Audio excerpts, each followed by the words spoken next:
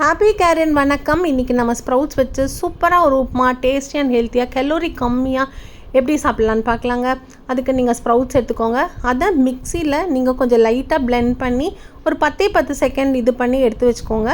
அப்புறமா வெங்காயம், பச்சை மிளகா, தாளிதம் எடுத்து வச்சுக்கோங்க. ஒரு கடாய் வச்சுட்டு அதில் கொஞ்சம் எண்ணெய் விட்டுட்டு கடுகு, உளுத்தம் பருப்பு, கடலைப்பருப்பு, பச்சை மிளகா, கருவேப்பிலை, பெருங்காயம் போட்டு நல்லா தாளிச்சுக்கோங்க. அதுக்கப்புறமா இந்த ஸ்ப்ரவுட்ஸை நீங்கள் மிக்சியில் 1-2 பிளெண்ட் பண்ணி வச்சுருக்கீங்கல்ல, அதை இந்த வதக்குனதோட நீங்கள் சேர்த்து நல்லா நீங்கள் கொஞ்சம் சூடேற வரைக்கும் மிக்ஸ் பண்ணி விடுங்க. அப்புறம் உப்பு சேர்த்துங்க. என்னென்னா நல்லா மிக்சியில் உங்களுக்கு இதானனால எல்லாமே டெக்ஸ்சர் சூப்பராக இருக்கும்.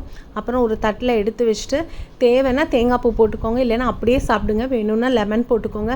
இந்த மாதிரி ஆரோக்கியமான ஒரு உப்புமாவை மார்னிங் பிரேக்ஃபாஸ்ட்டோ நைட் டின்னருக்கோ சாப்பிடுங்க. ஈவினிங் ஸ்நாக்கு கூட சூப்பராக இருக்குங்க. இந்த மாதிரியான balanced diet, healthy and protein rich டயட்டை சந்தோஷமாக சாப்பிடுங்க. எப்படி இருக்குன்னு சொல்லுங்கள். நன்றி.